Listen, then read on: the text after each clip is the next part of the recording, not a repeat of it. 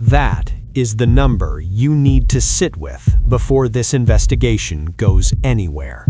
Not a theory, not a narrative, a number. 41 days. That is how long Nancy Guthrie, an 84-year-old woman who depends on daily heart medication to stay alive, has been missing from her Tucson, Arizona home as of this recording. 41 days.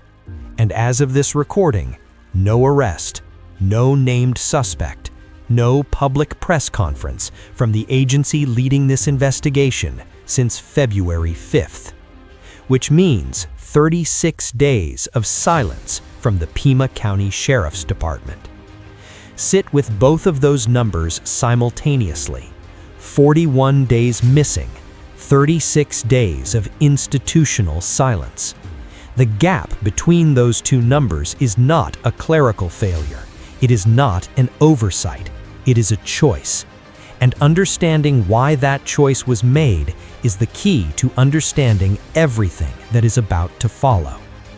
Now, a retired FBI special agent who has spent her career building investigations exactly like this one posted something publicly this week that stopped the entire true crime community cold. Not a theory, not speculation, 4 words. 4 words she has not used once in 41 days of publicly tracking this case. She wrote, "half glass full." I am going to tell you exactly what she said, exactly what she meant, and exactly why every single piece of confirmed evidence in this investigation points in the same direction she is pointing. But I need you to hear the evidence first, because when you understand what investigators actually have in their hands right now, those 4 words will not just sound hopeful, they will be the most logical conclusion available from the confirmed record of this case. Stay with me, because halfway through this video, I am going to show you something that almost no outlet has reported.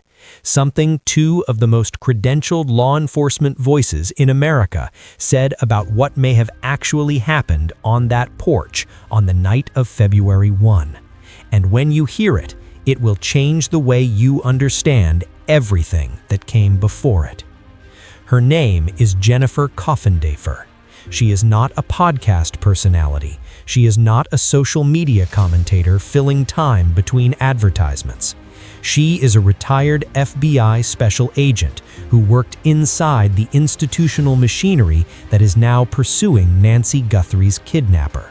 She has been tracking this case publicly from day 1, posting on X, speaking to Newsweek, appearing across national broadcasts, and she has a documented record in this investigation of saying exactly what she sees. Not what sounds good, not what the family wants to hear, what she actually sees. When the unidentified vehicle captured on a Ring camera near the abduction window had not been identified by law enforcement, she said clearly, "That is concerning."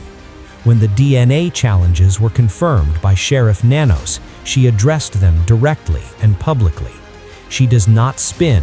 She has never once called this case close when it was not. In 41 days of following this investigation from the perspective of someone who has built federal kidnapping cases from the inside, she has been precise, careful, and consistently unwilling to offer comfort that the evidence did not justify. Which is exactly why 4 words she has never used before in 41 days matter as much as they do. Half glass full. And I am going to walk you through every signal in that pattern, one by one, until the same conclusion she reached becomes unavoidable. But the evidence comes first. Always the evidence first. If you are watching this for the first time, I want to be direct with you. This is not a channel that posts when it is convenient. This channel posts when something confirmed and significant breaks on cases that matter. What I am about to walk you through took days to build, and it is built entirely from verified sources.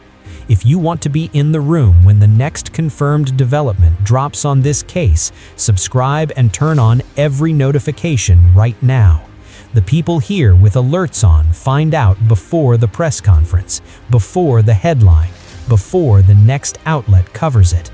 That gap is the only advantage you have in following a live investigation. Hit subscribe, then stay with me, because we're just getting started. Jennifer Coffindafer is one voice. But she is not the only credentialed voice reading this investigation in the same direction this week, and the convergence between two independently operating former FBI officials is not something that happens by accident. Jennifer Dobler spent 13 years inside the Bureau, specializing in intelligence collection. She is a former FBI intelligence analyst who knows exactly how federal investigations are structured, how they communicate publicly at different phases, and what specific language choices from lead investigative officials actually mean when you understand the institutional context behind them.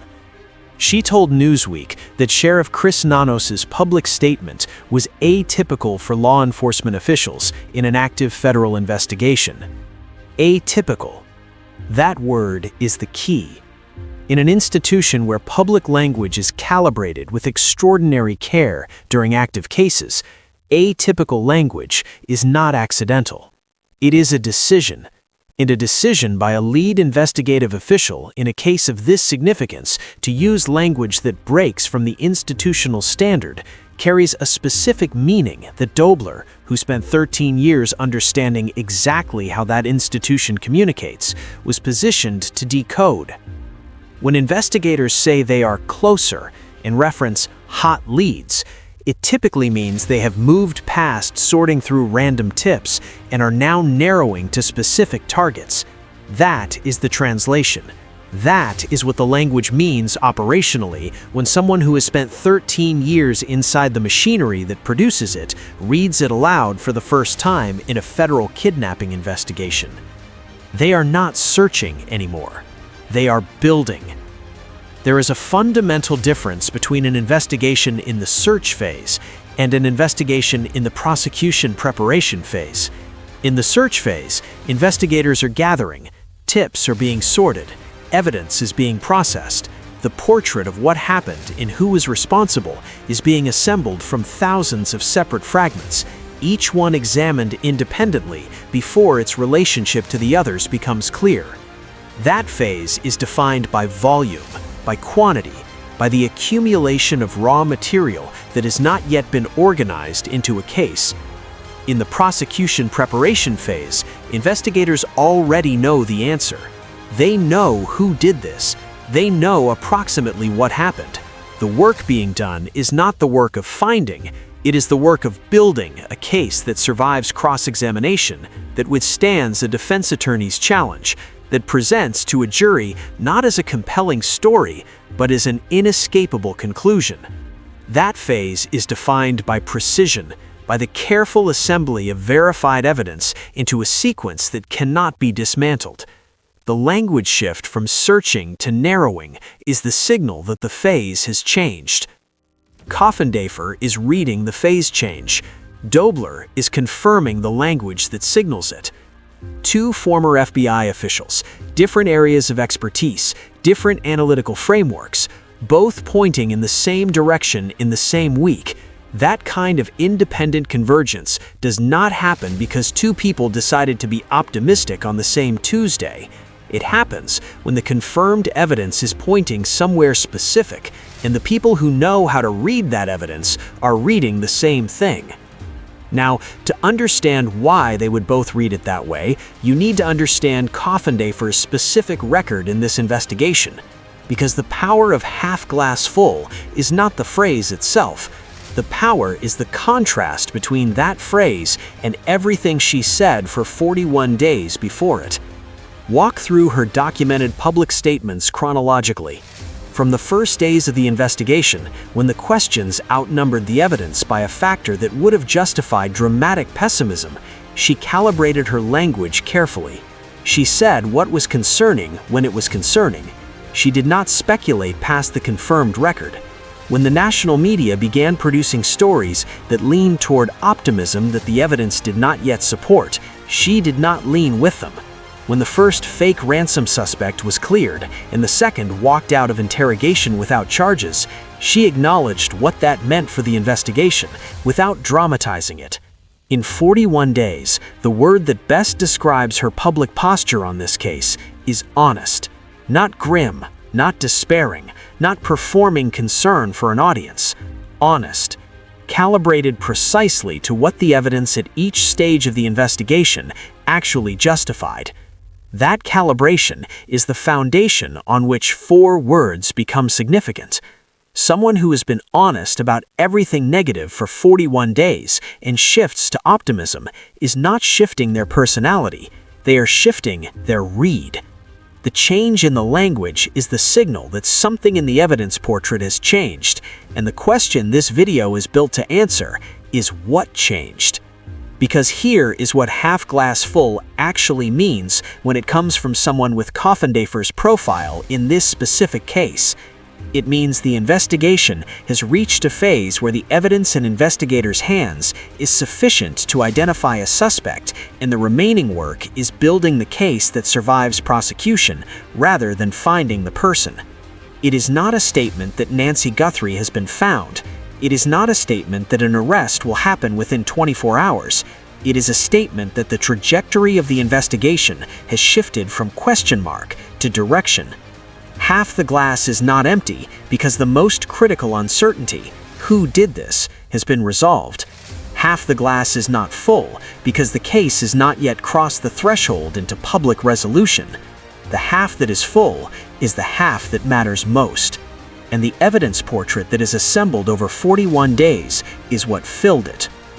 In an interview that aired on the Today Show in early March, Pima County Sheriff Chris Nanos told NBC News directly that investigators are, and this is his word, definitely closer to tracking down the suspect seen in the surveillance footage. Not possibly closer, not making progress, not cautiously optimistic, definitely. Law enforcement officials do not use that word carelessly in active federal investigations. This requires a moment to understand properly. A lead investigative official in a high-profile federal kidnapping case accepts a specific set of risks when they choose to use absolute language in a national broadcast.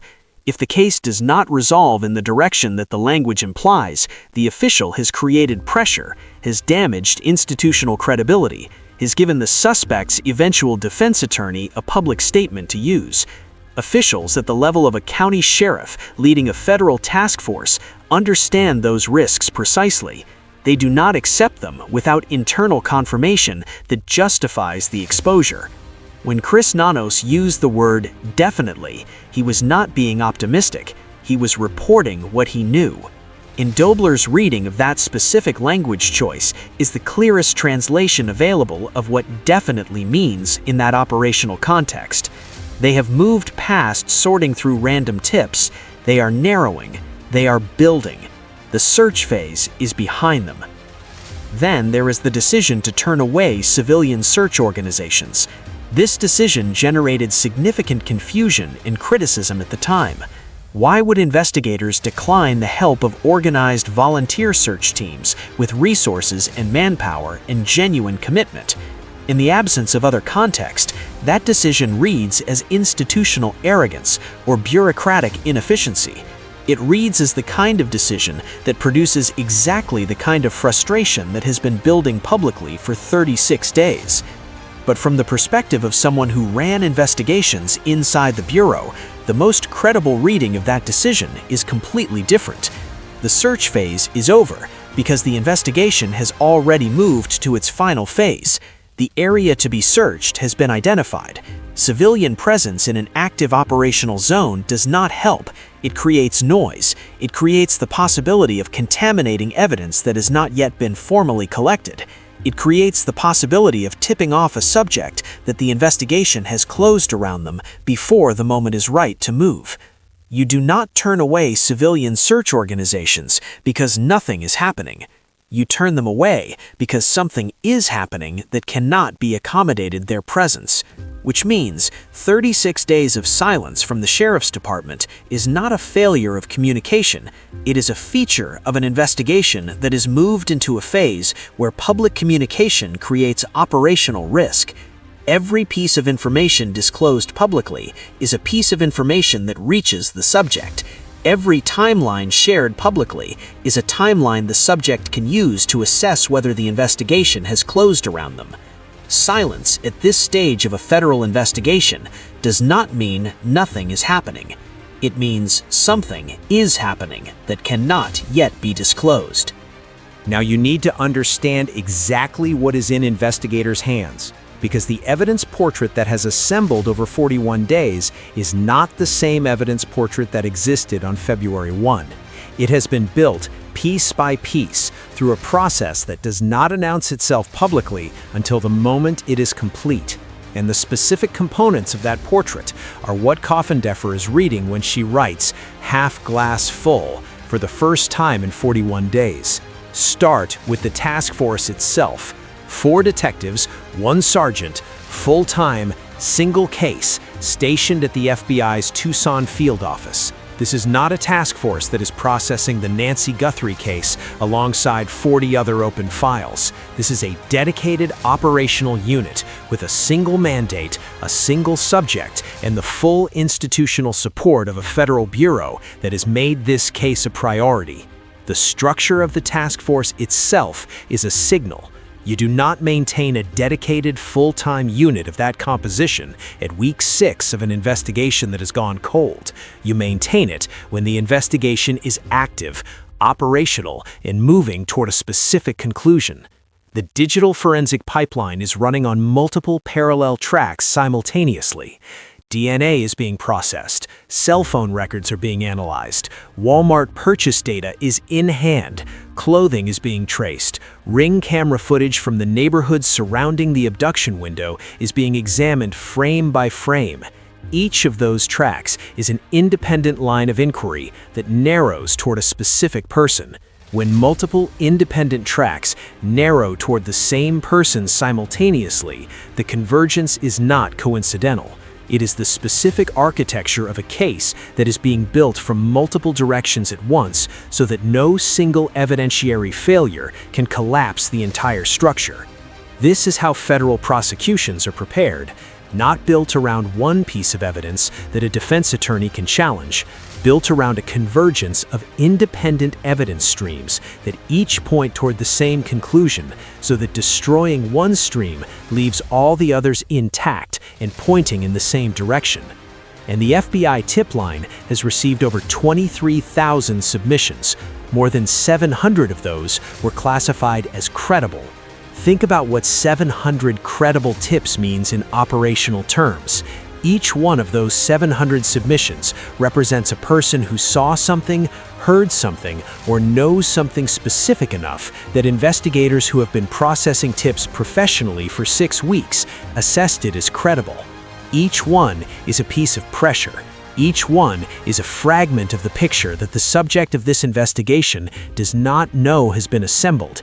Each one is a thread that connects to the suspect's life in ways the suspect cannot fully map because they cannot know which of the 700 people in their orbit decided to pick up the phone. 6 weeks of that pressure does not get lighter, it compounds. Now the physical portrait. This is the most shareable content in this entire investigation, and it needs to be understood exactly as investigators have documented it, because someone watching this video may recognize what is being described.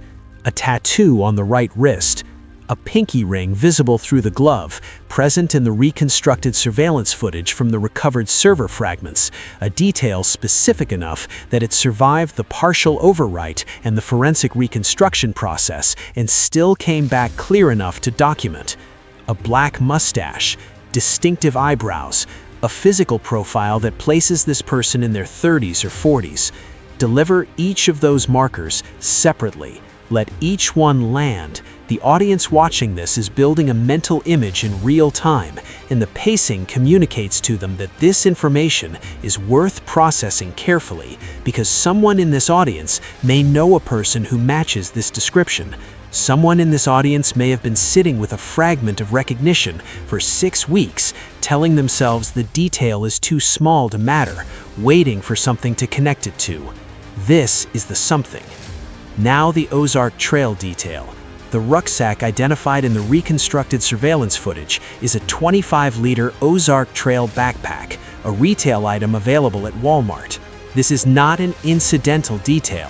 Walmart data is in investigators' hands. The specific intersection of that retail item, that specific retailer, and the purchase records that investigators have already obtained through legal process is an intersection that is being examined.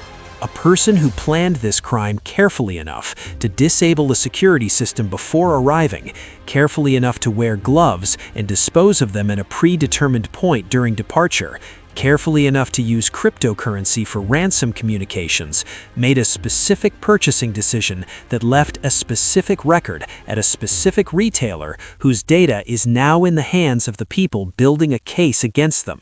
That is not a loose thread. That is a thread that connects a calculated person to a documented transaction at a documented time in a documented location. The reward stands at $1.2 million, not $100,000, not $500,000, $1.2 million. The psychological pressure of that number, combined with 6 weeks of institutional intensity, is doing something specific to every person in this suspect's life who knows what happened on February 1st. It is compressing them. It is sitting in every conversation they have not had, in every moment they have thought about what they know and calculated whether the silence is still worth maintaining. The person who knows where Nancy Guthrie is has been making that calculation every day for 41 days. $1.2 million sits on the other side of one phone call. That calculation does not get easier with time. It gets harder, because every day that passes is another day of carrying the weight of what they know, and another day of watching $1.2 million sit unclaimed on the other side of a decision they have not yet made. Former FBI agent Andrew Bringle confirmed the pattern from a prosecutorial perspective. These cases are solved when one conspirator decides they want out. One person, one call. Someone in this suspect's life is close to that call. Before this video reaches the parallel case that makes everything click into place, I need something from you.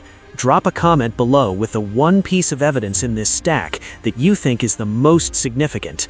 The tattoo on the right wrist, the Walmart data, the 700 credible tips, the civilian search organizations being turned away, the 36 days of institutional silence, the dedicated task force at week 6.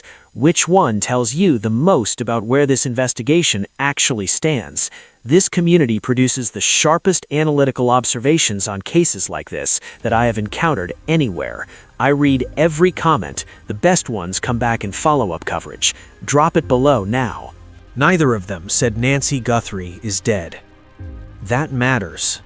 It matters because the people with the deepest analytical access to evidence of this nature, who have seen cases that resolved badly and cases that did not, who understand what the evidence pattern of a crime gone irrevocably wrong looks like versus the evidence pattern of a crime still in its active phase, are not using language that closes the door on Nancy Guthrie's survival. Neither Miller nor Walder has said what the most pessimistic reading of this case would require them to say if the evidence supported it. What they are saying is what the confirmed evidence says, what the confirmed investigative signals say, what 2 former FBI agents are now saying independently and publicly in the same week from different analytical frameworks pointing in the same direction. 41 days in, an arrest may be close. Behind every piece of analysis in this video is a family. Savannah, Cameron, Annie. Children who have stood in front of cameras and begged for their mother's return in language that no communications team would write because no communications team could write it. who have placed flowers outside the home where she lived and written cards that read, "Though we are surrounded by so much darkness, our love burns bright." That is not a family that has accepted an outcome. That is a family that is still fighting. Nancy Guthrie needs her medication. She has needed it every day for 41 days. Her family needs her home. And somewhere in someone's life right now is the person who knows exactly where she is, sitting with the full weight of 41 days and $1.2 million sitting on the other side of one phone call in a federal task force that has been described by a lead investigative official as definitely closer in a former FBI special agent who spent 41 days calibrating her language carefully and now writing half glass full. The reward is $1.2 million. The tip line is 1-800-CALL-FBI. Anonymous, confidential, no minimum threshold, no required level of certainty. Just a phone call from someone who knows something, or thinks they know something, or saw something in early February in Tucson that they have been carrying for 6 weeks because they were not sure it mattered. It matters. Somebody knows. Make the call. Before this video ends, I want to speak directly to the Audiobook VN community. If this investigation reached you through Audiobook VN, welcome, every single one of you. The fact that an investigation unfolding in a desert city in Arizona found its way to you, that it mattered enough to follow it here and stay through every piece of analysis in this breakdown, that is not a small thing. Cases like this stay alive because communities like yours refuse to let them go quiet. The pressure that keeps an active investigation moving forward is not only federal resources and 700 credible tips, it is the sustained attention of people who will not look away, who will not move on to the next story, who keep asking the question long after the national headlines have shifted. You are part of that pressure. You have been from the moment you clicked. Thank you for being here. Thank you for caring. Subscribe, stay close, and I will see you when the next development breaks. Share this video now, not for the channel, for the case, for the physical profile that someone in your network may recognize, for the 4 words from a former FBI special agent who has never used them before in 41 days. Cold cases break because of sustained public attention. Alibis collapse under the weight of communities that refuse to go quiet. The calculation made every day by the person sitting on what they know shifts when the case refuses to disappear. Keep it loud. Drop a comment with what you think breaks this case. The tattoo, the Walmart data, the 700 credible tips, the Idaho parallel, the 4 words. Tell me what the evidence is telling you. I read every one. Nancy Guthrie vanished on February 1st, 2026. Week 6. The machinery is running. An arrest may be close. We are not going anywhere. Neither of them said Nancy Guthrie is dead. That matters. It matters because the people with the deepest analytical access to evidence of this nature, who have seen cases that resolved badly and cases that did not, who understand what the evidence pattern of a crime gone irrevocably wrong looks like versus the evidence pattern of a crime still in its active phase, are not using language that closes the door on Nancy Guthrie's survival. Neither Miller nor Walder has said what the most pessimistic reading of this case would require them to say if the evidence supported it. What they are saying is what the confirmed evidence says, what the confirmed investigative signals say, what 2 former FBI agents are now saying independently and publicly in the same week from different analytical frameworks pointing in the same direction. 41 days in, an arrest may be close. Behind every piece of analysis in this video is a family. Savannah, Cameron, Annie. Children who have stood in front of cameras and begged for their mother's return in language that no communications team would write because no communications team could write it. Who have placed flowers outside the home where she lived and written cards that read, "Though we are surrounded by so much darkness, our love burns bright." That is not a family that has accepted an outcome. That is a family that is still fighting. Nancy Guthrie needs her medication. She has needed it every day for 41 days. Her family needs her home. And somewhere in someone's life right now is the person who knows exactly where she is, sitting with the full weight of 41 days and $1.2 million sitting on the other side of one phone call in a federal task force that has been described by a lead investigative official as definitely closer in a former FBI special agent who spent 41 days calibrating her language carefully and now writing half glass full. The reward is $1.2 million. The tip line is 1-800-CALL-FBI. Anonymous, confidential, no minimum threshold, no required level of certainty. Just a phone call from someone who knows something, or thinks they know something, or saw something in early February in Tucson that they have been carrying for 6 weeks because they were not sure it mattered. It matters. Somebody knows. Make the call. Before this video ends, I want to speak directly to the Audiobook VN community. If this investigation reached you through Audiobook VN, welcome, every single one of you. The fact that an investigation unfolding in a desert city in Arizona found its way to you, that it mattered enough to follow it here and stay through every piece of analysis in this breakdown, that is not a small thing. Cases like this stay alive because communities like yours refuse to let them go quiet.